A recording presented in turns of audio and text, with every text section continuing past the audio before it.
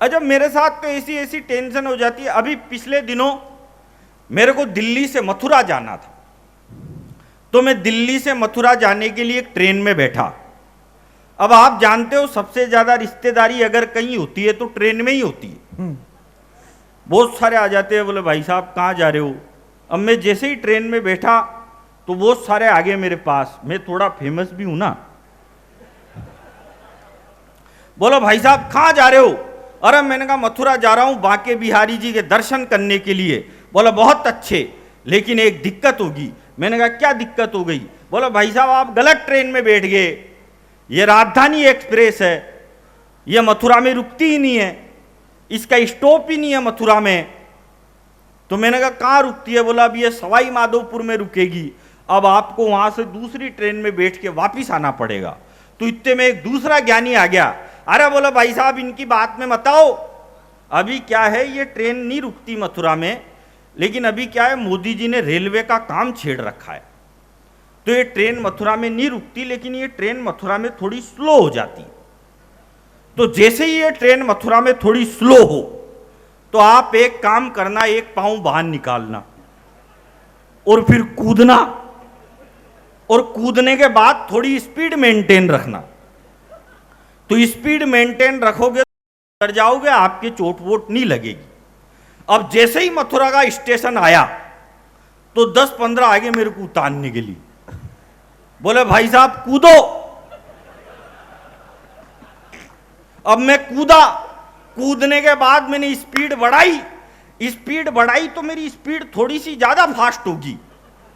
इतनी फास्ट हो गई कि मैं दौड़ते दौड़ते आगे वाले कोच तक पहुंच गया। तो आगे वाले कोच वालों ने मेरा हाथ पकड़ के मेरे को डिब्बे के अंदर खींच लिया।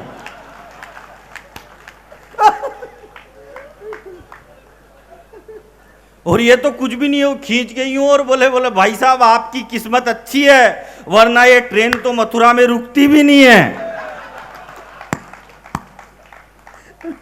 चोट हो गई गुरु।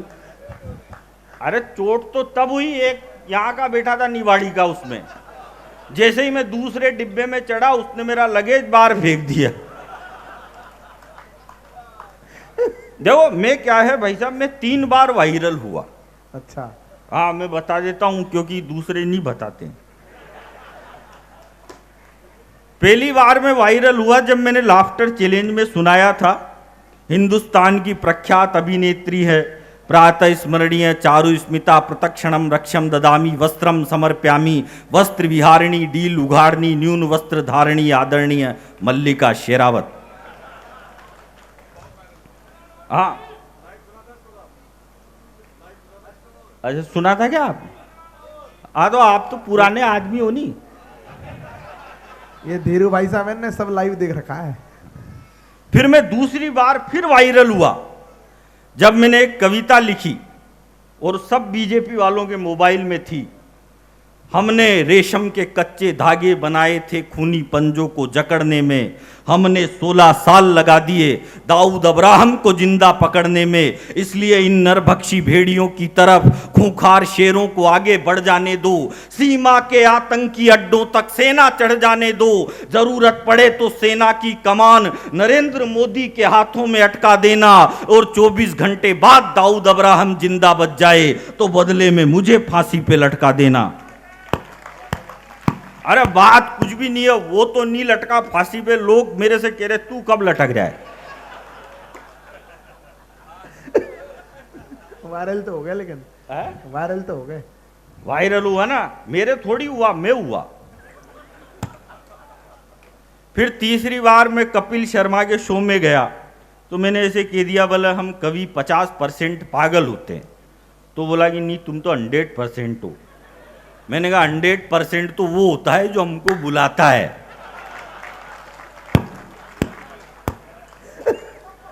लेकिन एक बात बताता हूं मैं आपको इस मंच पे, ज्यादा पढ़ा लिखा होने से कुछ भी नहीं होता और ज्यादा अमीर होने का भी कोई फायदा नहीं है। अमीर आदमी वो नहीं होता जिसके घर के बाहर 10 BMW खड़ी हो।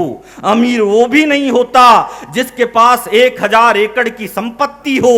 जिस घर के बाहर बच्चे और बुजुर्ग मुस्कुराते हुए मिले, समझ जाओ वही घर अमीरों का है।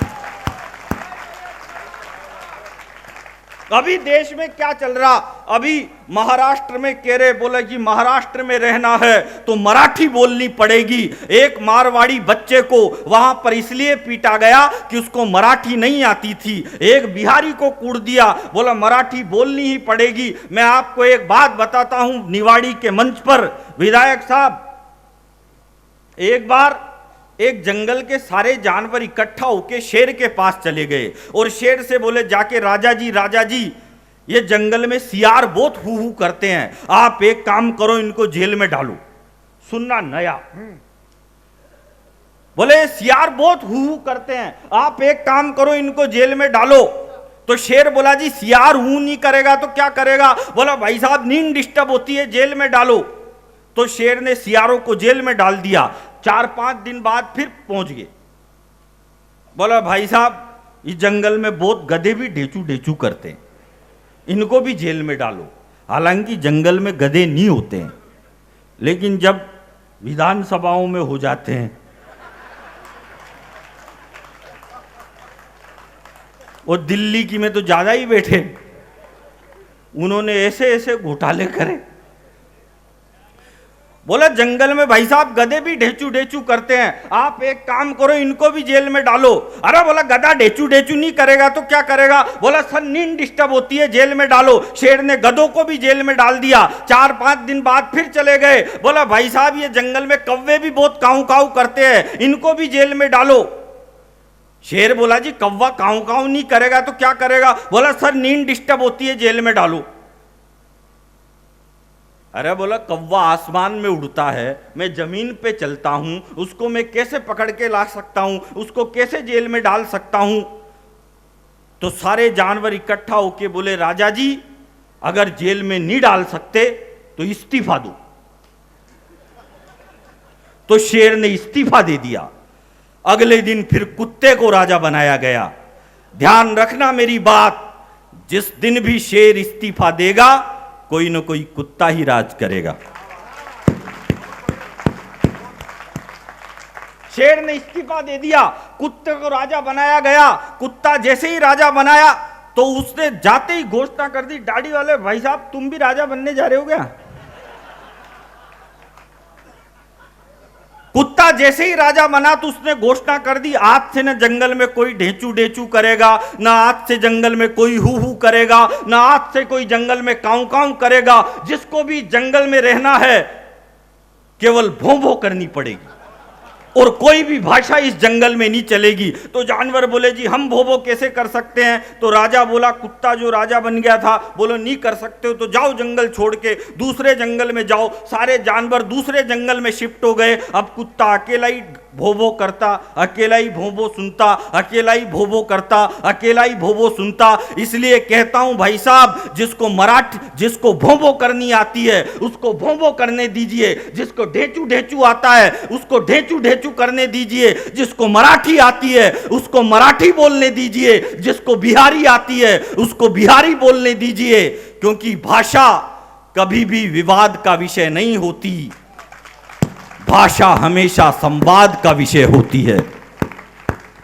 और इतनी दिक्कत है आपको हिंदी से, तो बंद करो इस फिल्म इंडस्ट्री को, इसको यहां निवाड़ी में शिफ्ट करो। जब मुंबई में कसाब ने हमला किया था तो महाराष्ट्र के विजय सालस्कर भी शहीद हुए थे, तुकाराम ओंबले ने भी अपने प्राण गंवाए थे। लेकिन केरल का एक बेटा संदीप उन्नी कृष्णन भी शहीद हुआ था और उत्तराखंड का गजेंद्र सिंह बिष्ट ने भी अपनी छाती में गोली खाई थी। ये देश मध्य प्रदेश, राजस्थान, महाराष्ट्र से नहीं 150 करोड़ लोगों की शक्ति से चलता है। 28 राज्य हैं हमारे, 8 केंद्र शासित प्रदेश है, तब जाके पूरा हिंदुस्तान होता है। ये लोग हिंदुस्तान को तोड़ने की कोशिश कर रहे हैं और वो राहुल गांधी वो जोड़ने की कोशिश कर रहा। और मैंने कहा भाई साहब आप ये देश जोड़ने की कोशिश क्यों कर रहे हो? तो बोले कर रहे हैं जोड़ने की कोशिश। मैंने कहा फिर तोड़ा क्यों था तुमने? खुद ही तोड़ रहे और खुद ही जोड़ रहे। हाँ, एक बात बता, तू खुद ही गड्ढा खोदेगा तो फिर गड्ढे में वही फंसेगा ना यार। अच्छा, हमारे पड़ोस में एक लड़का है, वो लड़का थोड़ा अटक अटक के बोलता है। अब वो एक दिन मेरे पास आ गया, बोला भाई साहब। मैंने कहा क्या हो गया? बोला भाई साहब गजब हो गया। मैंने कहा क्या गजब हो गया? बोला भाई साहब अभी अभी नई मूवी देख के आ रहा हूं, अजय देवगन की रेड 2। मैंने कहा तो? बोला आप बोलो तो आपको ये स्टोरी सुनाओ। अब उसने मेरे को स्टोरी सुनाई। 3 दिन तक तो उसका इंटरवल ही नहीं आया।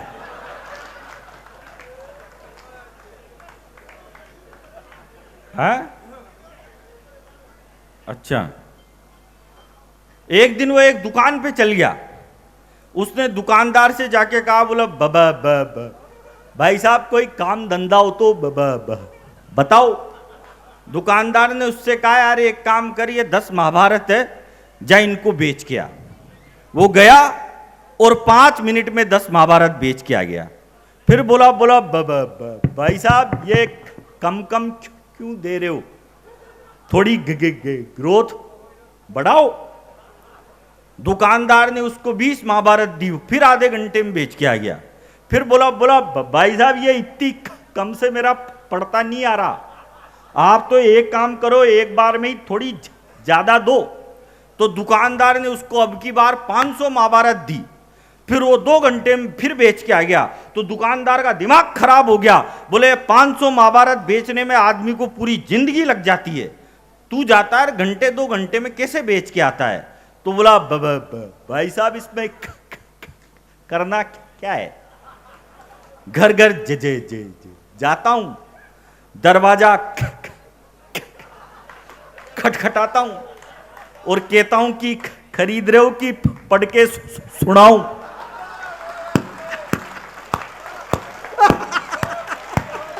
बहुत अच्छे।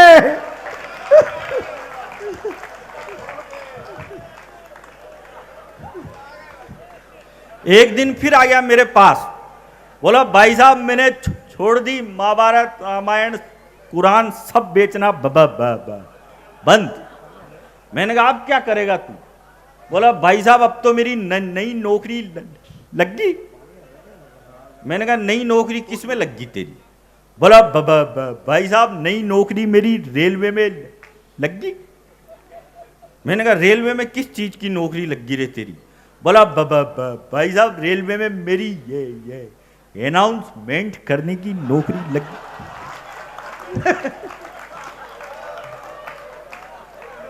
अद्भुत आ रहा है, आनंद आ रहा है। अब उसने अनाउंसमेंट किया, बोला रे रे रे राजधानी ये एक्सप्रेस प्लेटफॉर्म नंबर 3 पे आई थी, वापिस गई। यार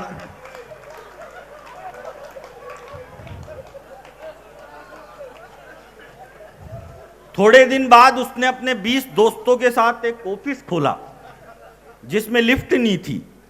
अब पहले ही दिन इनॉग्रेशन करने के लिए जाना। अब जैसे ही उन्होंने गाड़ी पार्क करी तो बोला ऊपर बाद में चलेंगे, पहले मेरी बात सुनो। अरे बोला तू बहुत देर लगाएगा यार बोलने में, 20 फ्लोर चढ़ने हैं, लिफ्ट भी नहीं है। तो 2-3 फ्लोर चढ़ गए। वो फिर बोला अरे सुनो, अरे बाद में बोलना। 4-5 फ्लोर चढ़ गए, फिर बोला अरे बाद में बोलना। 10 फ्लोर चढ़ गया, अरे सुनो तो ले, अरे बोला बाद में बोलना। 20 फ्लोर चढ़ गए, फिर सबने हाँपते हाँपते पूछा, बोला भाई बता क्या बोल रहा था? बोला मैं तो ये बोल रहा था कि ऑफिस के ताले की चाबी तो नीचे कार में ही रह गई।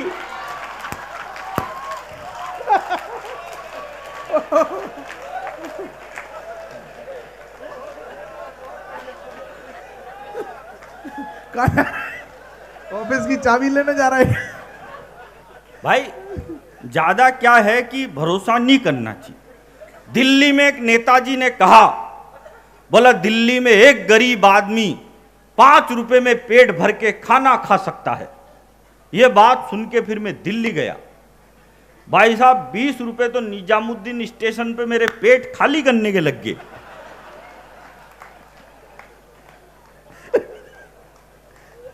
कोई मतलब नहीं है कि बेनाम रहा मुझे कोई नाम ना मिला, क्यों मुझे कभी कोई भी इनाम ना मिला, और मुझ पर बना के फिल्म पा गए वो पद्मश्री, पर मुझे मेरी फसल का भी दाम ना मिला।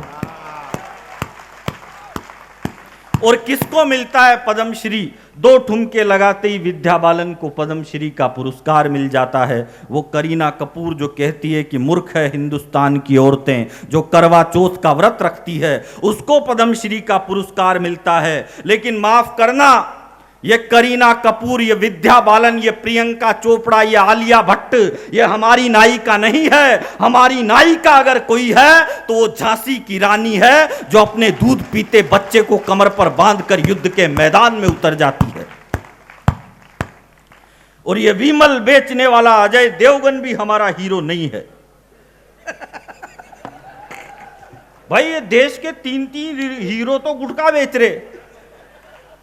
वो जेकी श्रॉफ का बच्चा और आ गया। आप तो बोला खाओ गुटखा, दाने दाने में केसर का दम।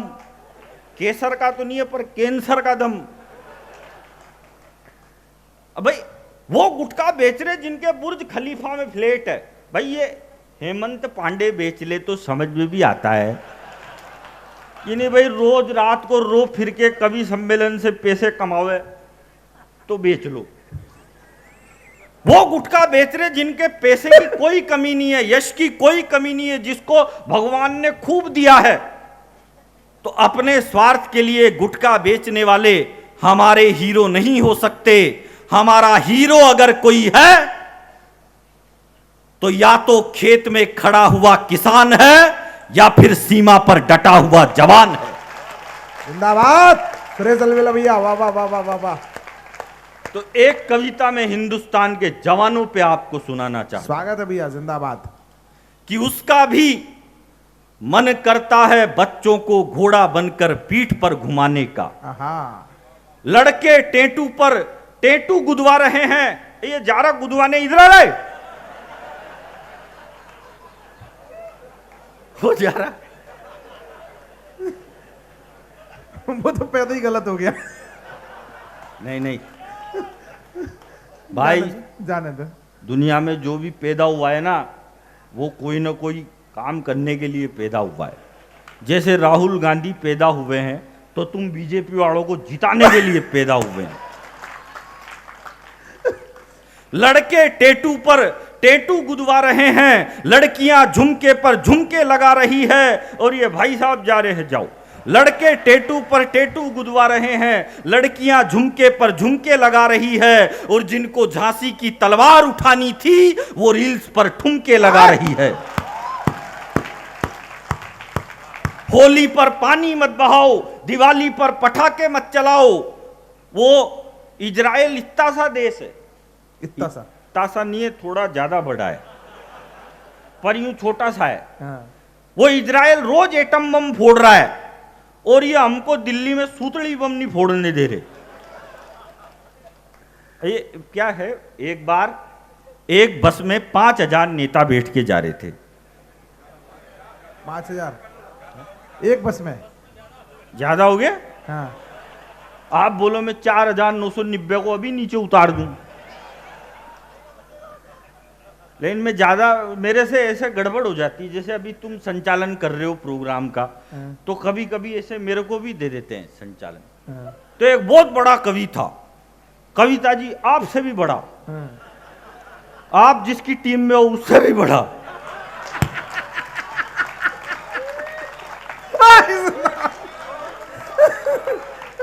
तो उसने मेरे को कह दिया, बोले मैं America, New Zealand, Holland, Poland, Uganda, Nagaland नहीं, इंडिया में ये हो, मेरे को मालूम है तो गलती हुई। बोले मैं इधर उधर विदेश विदेश गया हूं तो तू थोड़ा माइक पे सरका देना तो मेरी झांकी जम जाएगी। कह देना भाई साहब इतने बड़े कवि न्यूजीलैंड अमेरिका यहाँ वहाँ जाते हैं, ऐसे कह देना जो मेरी झांकी जम जाएगी। तो मैंने माइक संचालन में कह दिया, मैंने कहा भाई साहब इतने बड़े कवि, भाई साहब इतने बड़े कवि, भाई साहब ने 65,000 देशों की यात्रा करी। फिर मेरे को बाद में मालूम चला रहे इतने तो देश ही नहीं होते, थोड़ी ज्यादा सरक गई अपन से। थोड़ी नहीं, पर्याप्त ज्यादा सरक। आज पर्याप्त वो फिर क्यों कहते हो मेरे को? जब मेरे को नहीं आता संचालन तो मेरे को मत कराओ। मैं तो अभी कवि सम्मेलन में, अभी कलकत्ता कवि सम्मेलन में था तो मेरी लुगाई मेरे से बोली, बोला घर आओ तो एक खाली बोरी लेके आना। मैंने कहा खाली बोरी का क्या करेगी? बोले गेहूं भरने। तो भाई साहब मैं घर गया तो मैं बोरी ले जाना भूल गया। तो लुगाई तो ताक में ही बैठी थी, बोले तुम बोरी लेके आ गए? अरे मैंने कहा बोरी लेके नहीं आया, शाम को ले आऊंगा। बोलो कोई बात नहीं, तुम बोरी नहीं लेके आए तो मैं ड्रम लेके आ गई। अरे मैंने कहा ड्रम लेके क्यों आई? बोले तुम बोरी लेके नहीं आए तो मैं ड्रम लेके आई। तो मैंने देखा, मैंने कहा भाई साहब ड्रम देखो तो सही कौन से कलर का है। तो मैं जैसे ही स्टोर रूम में गया मैंने ड्रम देखा तो भाई साहब ड्रम नीला, ब्लू। अरे मैंने कहा तू काला पीला हरा बैंगनिया और भी तो ला सकती थी, ये नीला क्यों लेके आई? अरे बोला आसमान नीला, मेरा फेवरेट कलर नीला, इसलिए नीला लेके आई। अरे मैंने कहा नीला क्यों लाई? बोला पानी नीला। अरे मैंने कहा पानी तो पनियारी होता है। अरे बोला हनी सिंह ने कहा है आज ब्लू है पानी पानी, इसलिए नीला लेके आई। तो भाई साहब फिर मैंने ड्रम का बिल चुराया। ड्रम का बिल चुरा के मैंने कहा दुकानदार से एक बार थोड़ी पूछताछ करते हैं। मैंने दुकानदार को फोन लगाया, मैंने कहा भाई साहब ड्रम मिल जाएगा क्या? बोला भाई साहब खूब मिल जाएंगे। मैंने कहा कौन से कलर का मिलेगा? बोला भाई साहब हरा मिल जाएगा, पीला मिल जाएगा, गुलाबी मिल जाएगा, बैंगनिया मिल जाएगा। मैंने कहा नीला चाहिए। बोला भाई साहब नीला नहीं मिलेगा। मैंने कहा क्यों नहीं मिलेगा? बोला भाई साहब स्टॉक में एक ही बचा था, आज एक चालबाज औरत आई थी 500 रुपए के ड्रम के 5,000 दे के गई है।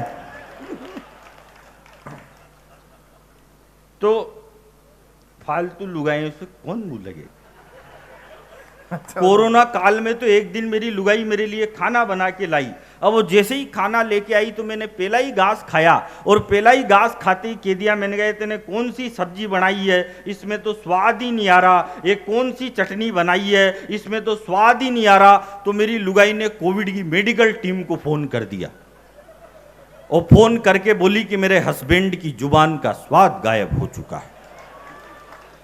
तो हॉस्पिटल से 4 यमदूत आए, टांगा टोड़ी करके ले गए मेरे को। लेकिन जैसे ही मेरे को बेड पे लिटाया तो उन्होंने मेरे से पूछा तुम किस किस से मिले थे? मैंने कहा मेरी लुगाई से, मेरी सासू से, मेरे ससुर से। ऐसा बदला लिया, पूरे खानदान को अंदर करवाया।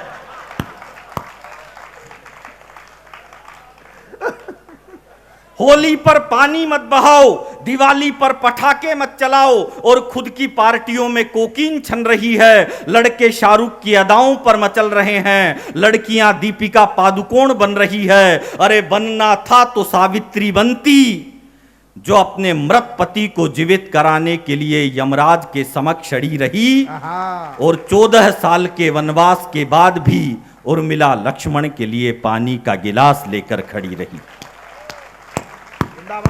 भैया वो पृथ्वी में, गगन में, वो है आग में, समीर में, गंगा की लहर लहर में, वही है नीर नीर में, कृपाण में, पिनाक में, त्रिशूल में, तुणीर में, वो छंद में, रुबाई में, वो सूर में, कबीर में, वो सीप में, वो शंख में, वो फूल में, वो शूल में, मयंक की आभा वही, वही धरा की धूल में, निर्माण में, निर्वाण में, खुशी में और आह में, वो धमनियों की धार में, वो रक्त के प्रवाह में, ब्रह्मांड में पुलकित रहा आलोक जिसके नाम का, मैं भक्त श्री राम का, श्री राम का। और ब्रह्मांड भी थर्रा उठा कोदंड के प्रहार से, ब्रह्मांड भी थर्रा उठा कोदंड के प्रहार से, सागर भी सूखने लगा जिसकी भुजा के वार से, दहाड़ सुन पहाड़ रास्ता टटोलने लगे, मेरे प्रभु ने छुआ तो पाषाण बोलने लगे। हवाओं में फिजाओं में गवाक्ष पर कपाट पर लिखेंगे नाम गर्व से आकाश के ललाट पर। और दो पंक्तियों पर सबकी तालियां चाहता हूं मैं। हवाओं में फिजाओं में गवाक्ष पर कपाट पर लिखेंगे नाम गर्व से आकाश के ललाट पर। और दशो दिशा गुंजित रहा पुरुषार्थ जिसके नाम का अवधपुरी में बन चुका है भव्य धाम राम का। दशो दिशा गुंजित रहा। मैं 2 मिनट आपके अंतिम चाहता हूं और एक सेना पर कविता में सुना रहा था वो सुना देता हूं कि उसका भी मन करता है बच्चों को घोड़ा बनकर पीठ पर घुमाने का। उसका भी मन करता है बच्चों को घोड़ा बनकर पीठ पर घुमाने का, स्कूल जाने से पहले गुड़िया की चोटियां बनाने का।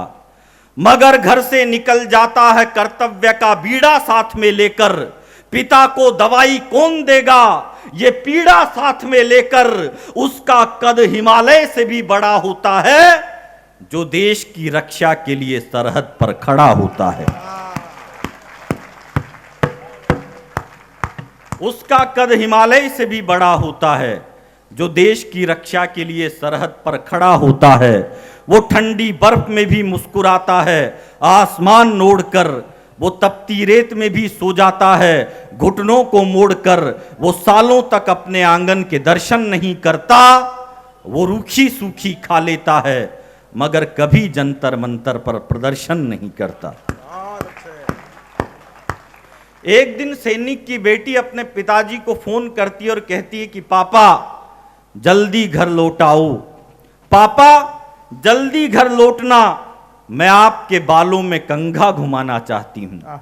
पापा जल्दी घर लौटना, मैं आपके बालों में कंघा घुमाना चाहती हूं। रात को सोने से पहले आपकी मूंछों में ताऊ लगाना चाहती हूं।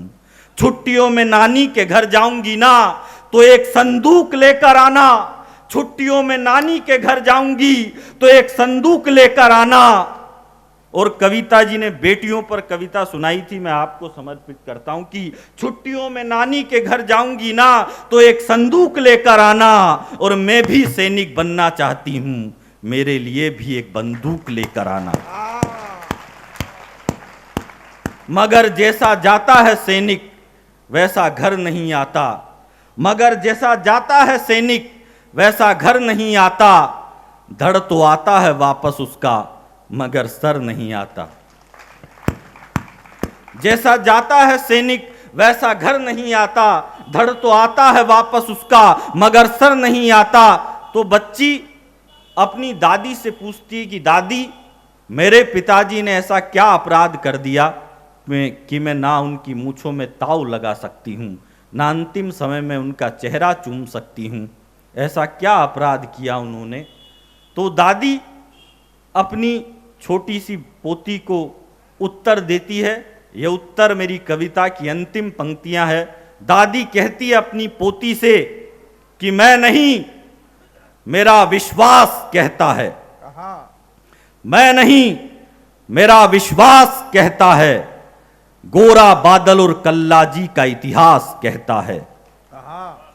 और 2 पंक्तियां और पढ़ता हूं, आप सबका आशीर्वाद चाहता हूं। मैं हास्य रस का कवि हूं लेकिन मैं ऐसा इसलिए बोलता हूं क्योंकि चांद लिखता हूं तो आफताब छपता है, चांद लिखता हूं तो आफताब छपता है, झील के पानी में भी सैलाब छपता है। और मेरे जज्बातों से इस कदर वाकिफ है मेरी कलम, मैं इश्क भी लिखूं तो इनकलाब छपता है। दादी कहती है अपनी पोती से। और बहुत बढ़िया कवि सम्मेलन हुआ। आदित्य जैन जो खुद अंत में पढ़ने लायक कवि है, उसने इस कवि सम्मेलन की शुरुआत की। शशि श्रेया जी ने दीवानी वाला बहुत बढ़िया गीत सुनाया। कविता जी तो खैर अब पैसे ही इतने मांगती है तो बढ़िया ही होगी। तो कविता जी भी, एक कविता उनकी और आप कोई बात नहीं, श्रेष्ठ कवियत्री है हिंदुस्तान की। सुमित ओरछा आपका अपना बेटा है। अजात शत्रु हमारे देश के बहुत विद्वान कवि हैं, वरिष्ठ कवि हैं। इनको तो मैंने ऐसे बैठ के सुना है जैसे आप मेरे को सुन रहे हो। आप में से भी कोई सुरेश अलबेला निकल सकता है।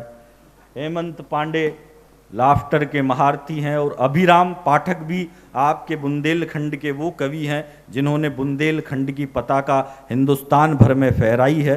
मैं अंतिम 4 पंक्तियां पढ़ता हूं। दादी कहती है अपनी पोती को कि मैं नहीं, मेरा विश्वास कहता है, गोरा बादल और कल्लाजी का इतिहास कहता है। मैं नहीं, मेरा विश्वास कहता है, गोरा बादल और कल्लाजी का इतिहास कहता है। मेरा बेटा तिरंगा हाथ में लेकर बढ़ रहा होगा, और सर कट गया होगा तो धड़ लड़ रहा होगा। मेरा बेटा तिरंगा हाथ में लेकर बढ़ रहा होगा, और सर कट गया होगा तो धड़ लड़ रहा होगा। क्योंकि शूरवीरों के कदम कभी रुकते नहीं है, क्योंकि शूरवीरों के कदम कभी रुकते नहीं है। और बेटी, तेरे पापा तिरंगे के अलावा किसी और के आगे झुकते नहीं है। बेटी, तेरे पापा तिरंगे। बहुत बहुत धन्यवाद, बहुत बहुत आभार।